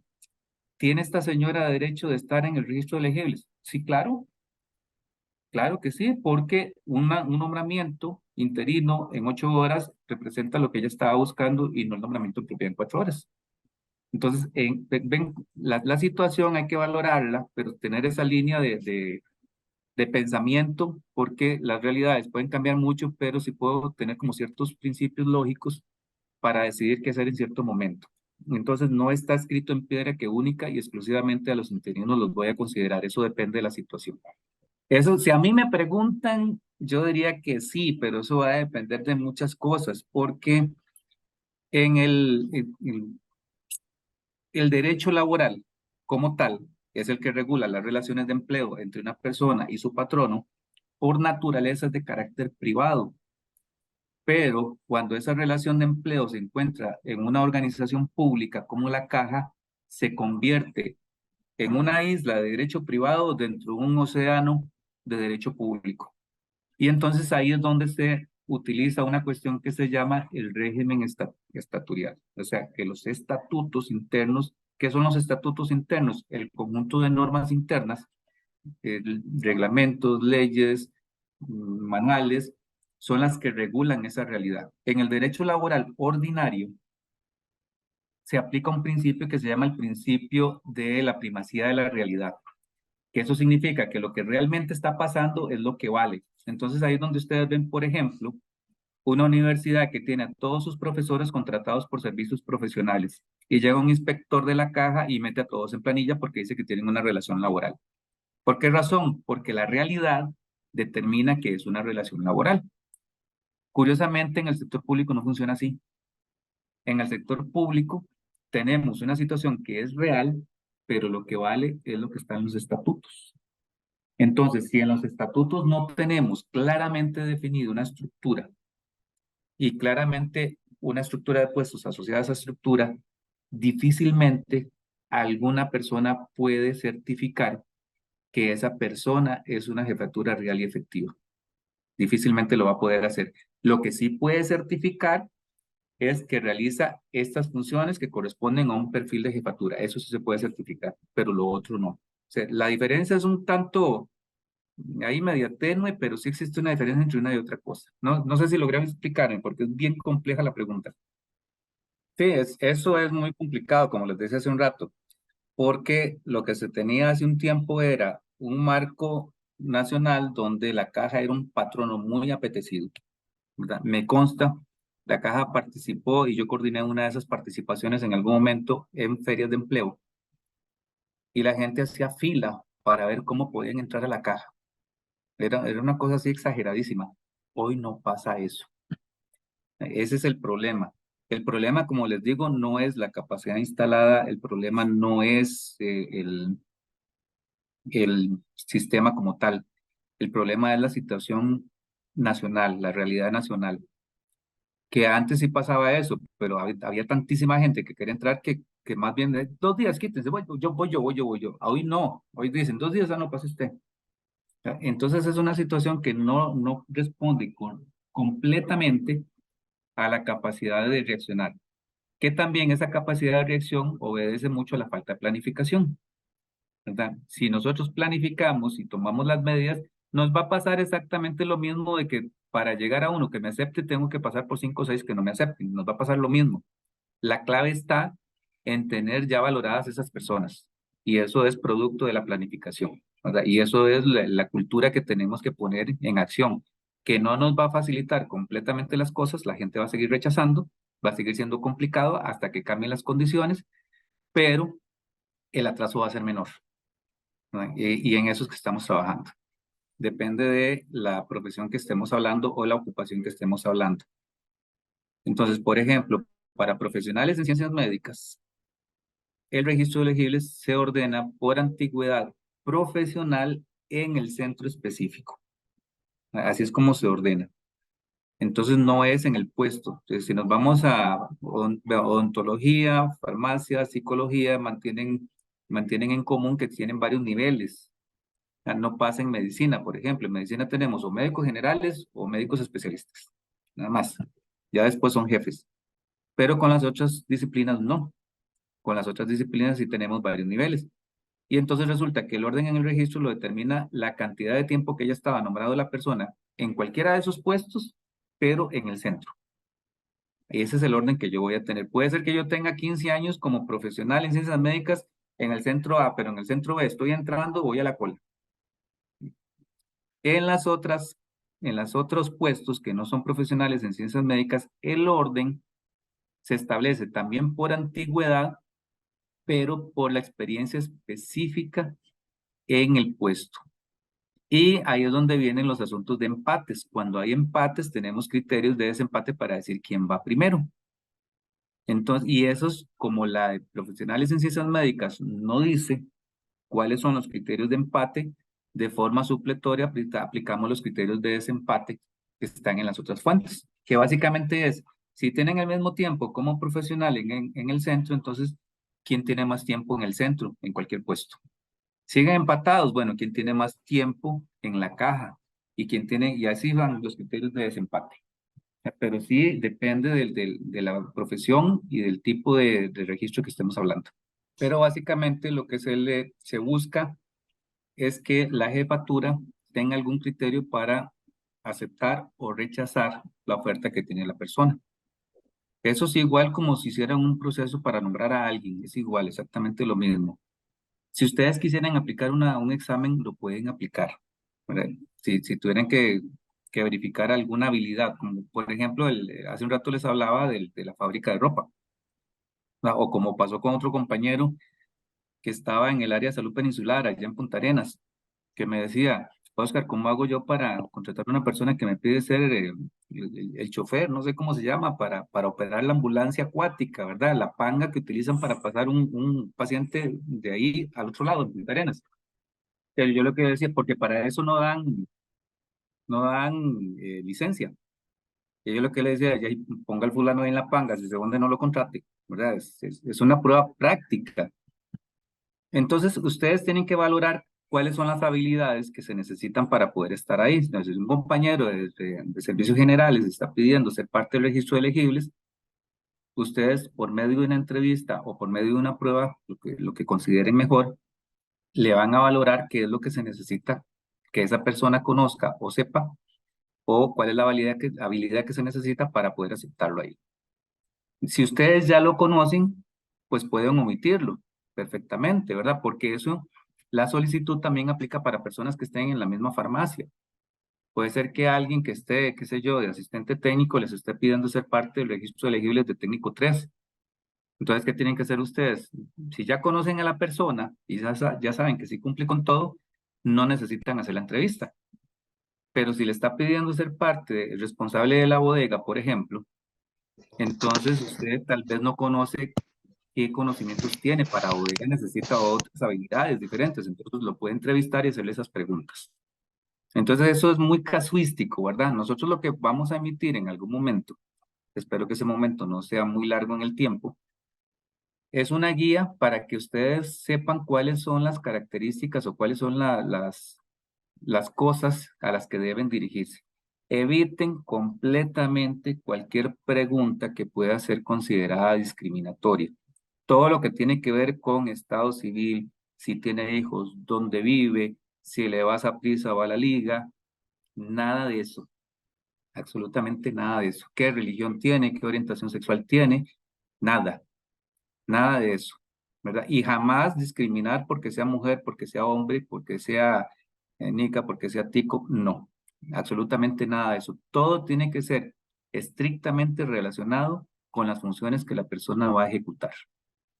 Y ahí sí, si la persona tiene una condición de discapacidad, tengo que valorar si con esa discapacidad puede efectuar las funciones efectivamente haciéndole los ajustes necesarios, porque recordemos que la discapacidad es un problema de convivio con el ambiente, ¿verdad? Es una condición de la persona que le impide realizar algunas cuestiones si no tiene algunos apoyos técnicos. Entonces, eso también tengo que valorarlo. No sé si con eso le respondo. Para Legal. aplicar la entrevista como tal, no se establece un tiempo. Se establece un tiempo para responderle a la persona. Ah, ok, ok. ¿Y responderle qué? No, no es responderle que sí, es responderle que no, que sí o que tal vez. ¿Qué significa el tal vez? Voy a hacerle una entrevista en tal fecha, pero no se la voy a poner como las citas médicas de nosotros, ¿verdad? A 2 años, sino que se la voy a poner a un momento más cercano que tenga opción para hacerle la entrevista o la prueba, lo que sea. Yo les recomendaría que no se les pase de 2 meses, ¿verdad? Ya más de 2 meses la sala lo considera excesivo. En la medida de lo posible, a la semana siguiente, una cosa así. Y a partir de ahí responderle. Entonces, los 10 días son para decirle, para que no ignoremos a la persona, ¿verdad? Es eso. Pero entonces yo le tengo que responder en 10 días si lo acepto, si lo rechazo o si voy a valorarlo mediante una entrevista y darle la fecha de la entrevista. Ahí lo que se perdería es el motivo de la sustitución, ¿verdad? Lo que puede hacerse, que ya eso es una situación que tendrá que valorarse para el caso específico, ¿verdad? Pero si, por ejemplo, yo estoy en lugar de la doctora Tremiño que se fue de vacaciones, ok, perfecto, y me tienen nombrado por 15 días, que son los días de vacaciones de la doctora Tremiño. Pero si estando de vacaciones la doctora Tremiño pide un permiso o la incapacitan porque se enfermó, entonces lo que va a cambiar es el motivo de la sustitución. O sea, yo no voy a estar en lugar de la doctora Tremiño por vacaciones, sino que voy a estar por una licencia o voy a estar por una incapacidad o voy a estar por otra cosa. Pero el problema es cuando está dentro de un rol, porque las personas que están en un rol de sustituciones de vacaciones tienen programadas las sustituciones, de manera que de tal fecha a tal fecha estoy en lugar de A, de tal fecha a tal fecha en lugar de B y así sucesivamente. Entonces puede suceder que yo esté en lugar de A lo incapacitan y resulta que esa incapacidad sobrepasa lo programado y cae dentro de el siguiente nombramiento. Entonces hay que verlo, la solución específica para la situación de acuerdo con las circunstancias. No, una de las cosas que se incluyó en la circular de la renuncia es que cuando la sustitución que surge es por 30 o más días, se le tiene que ofrecer a la persona que está de primera en el registro de elegibles. No me queda muy clara la consulta. Sobre el tiempo para aplicar una prueba no está regulado específicamente, ¿verdad? Sí les recomiendo hacerlo dentro de un plazo máximo de 2 meses, o sea, máximo. Es más, para mí ya más de 2 semanas es mucho. Debería ser algo así como muy seguidito, ¿verdad? Pero yo sé que a veces es muy difícil, sobre todo porque no es programado. Para aclarar, los 10 días, en los 10 días yo sí tengo que definirle algo a la persona, ¿verdad? Los 10 días son para eso, para que el jefe no ignore al solicitante. Entonces son responderle o que sí lo acepto, o que no lo acepto, ¿verdad? Diciéndole por qué no lo acepto, o que voy a hacerle una entrevista o voy a aplicarle una prueba. Cualquiera de las dos cosas, ¿verdad? O las dos cosas. Pero yo sí le tengo que dar una fecha. O sea, en los 10 días yo tengo que darle una fecha. Lo que no se vale es responderle a la persona, ya hizo solicitud y ahí lo llamo. No, porque pasa lo mismo, ¿verdad? Y lo que le decía de los 2 meses es el plazo que la sala ha considerado más que suficiente para atender cualquier tipo de solicitud. Entonces la idea es que si yo necesito entrevistar a la persona o hacerle una prueba porque no la conozco, no voy a ir a ciegas a decirle que sí lo acepto al registro elegible si no sé quién es, si no sé qué habilidades tiene, Entonces sí hay que fijarle una fecha para atenderlo. Y esa es la parte que les estoy diciendo que no está estrictamente regulada porque no es fácil regular eso, ¿verdad? Porque esta cuestión se aplica a toda la caja y a todos los puestos de la caja. Y entonces es muy variable la población como para tratar de establecer o encajonar a todos en una misma situación. Por eso se hace de una forma muy abierta para que se puedan acomodar las situaciones a las necesidades específicas. Si viene Oscar Ramírez, que usted no lo conoce y le manda una solicitud para que lo incorpore en el registro de legibles, usted no sabe quién es Oscar Ramírez. Entonces, ¿cómo hace para poder decirle que sí o que no? Y lo entrevisto. O le aplico un examen para ver qué tanto sabe. Alguna de las dos cosas. Pero ya estando en el registro, cuando surja una oportunidad de nombramiento, me tengo que ir al orden del registro. Digamos que no se pierden porque se las van a liquidar. Lo que va a pasar es que no las va a disfrutar, ¿verdad? O lo disfruta diferente. Ahí se aplica el mismo artículo, la misma normativa esta que regula las relaciones entre la caja y los PCMs, ¿verdad? Que hay que tomar en forma conjunta el 41 y el 42, pero el inciso A del artículo 42 dice claramente que se tienen que cumplir los requisitos del puesto. Entonces ahí es donde entramos en diferentes situaciones. Si el puesto específico requiere algunas situaciones de características o conocimientos, entonces ahí es donde sí se puede aplicar un filtro, porque primero está la idoneidad que la antigüedad. Por ejemplo, en enfermería, que es más fácil de comprender el asunto, en enfermería hay unidades especializadas, ¿verdad? Como sala de operaciones o como la SUSI. Son unidades especializadas. En buena teoría, por el tipo de procedimientos que se aplican en esos lugares, la persona que se nombre ahí necesita tener ciertas habilidades. A mí me queda clarísimo, por ejemplo, la parte de instrumentación, donde tiene que haber una conexión casi telepática entre el cirujano y la enfermera instrumentista, ¿verdad? Que casi que el cirujano hace la mano así y la otra sabe qué es lo que y la diferencia entre lo que tarda en darle lo que ocupa puede ser la diferencia entre la vida o la muerte de la persona que está ahí. Entonces, eso requiere mucha preparación. Por eso, cuando se tiene que nombrar a un instrumentista, lo primero que se ve es que la persona tenga la capacitación adecuada para ese puesto. Y después nos vamos al orden. O sea, que si tenemos un puesto de microbiólogo que está en un programa especializado, como el que dirige la doctora Tremiño, lo primero que ella tiene que ver es si la persona tiene los conocimientos y el entrenamiento adecuado para ser nombrado ahí antes que la antigüedad. Y entre los que tengan esa preparación, ahí sí tocará nombrar al más antiguo. Y ahí que me cae mal y ay, qué pena, le tocó a ese. Bueno, la ley está vigente desde marzo del año pasado Sí. y no ha pasado nada, a menos de que esté pensando en la aplicación del transitorio que hablamos hace un rato, ¿verdad? Que si es eso, ya está en proceso. Y ya oportunamente la Junta Directiva tiene máximo el 10 de marzo para pronunciarse. Entonces, ahorita no podría adelantar nada hasta que esté autorizado por Junta. No, eso fue lo que hablamos hace un rato, ¿verdad? Que eso es muy particular y depende de la situación, pero que no tiene que perderse de vista eso, que el propietario también tiene derecho al desarrollo. Para efectos de nombramiento interino no van a tener mayor impacto que le sumen o no le sumen su tiempo en la fundación porque tiene una plaza vacante. Pues ahí no habría mucho problema. Para efectos de concursos, ¿verdad? Como dijo la doctora Tramiño hace un rato, el nombramiento o el puntaje está debidamente regulado en un reglamento y ahí también se considera el historial laboral de la persona, no tanto el lugar, ¿verdad? No que haya sido con un patrono específico, también tiene cierto peso, ¿verdad?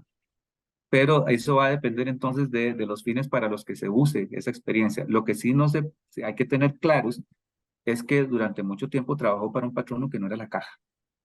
Y entonces la caja no puede asumir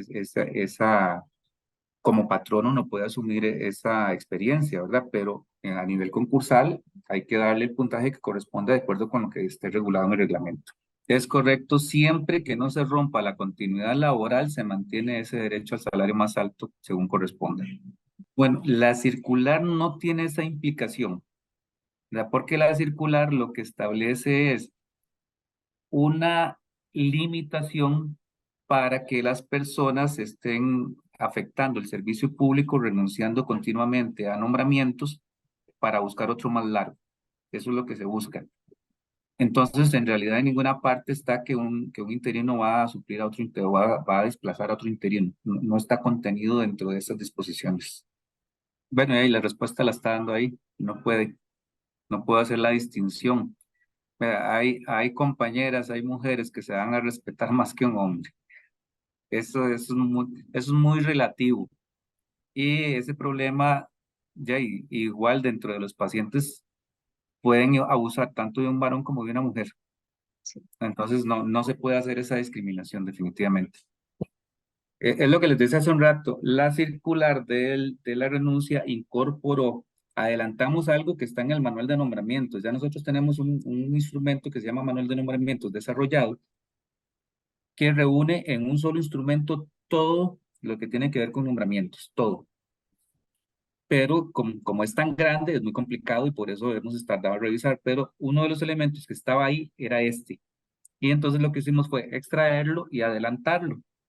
Y precisamente para buscar la estabilidad laboral de las personas de mayor antigüedad se agregó, se adelantó eso, de que cuando la sustitución es por 30 días naturales o más, entonces se le ofrezca al primero, como si fuera una vacante, exactamente igual. Entonces, sí, efectivamente, si yo tengo una compañera que tiene un nombramiento de 5 días y está hoy en el segundo día, y hoy sale un nombramiento de 30 días o más, ni siquiera tengo que esperar a que renuncie. Tengo que decirle a ella, mire, tengo este nombramiento, ¿lo acepta? Sí, ok, entonces, corto este nombramiento y la nombro en los 30 días y busco a alguien que complete los 3 que faltan. Pero solo en esos casos. A todo mundo. Ese es el pleito. ¿Verdad? Hay que tener claro que el tiempo extraordinario no es un nombramiento como tal. Entonces, escapa de mis competencias. Mis competencias es todo lo que tiene que ver con nombramientos. Pero sí está regulado que se puede hacer nada más que hay ciertas reglas de prioridad. Aquel centro tiene que dar prioridad a las personas que están trabajando ahí y que estuvieron nombradas durante el día en el perfil correspondiente. Y podrían nombrar a alguien que cumpla los requisitos en el tiempo extraordinario siempre que haya agotado su recurso interno, por decirlo de alguna manera, pero sí es factible.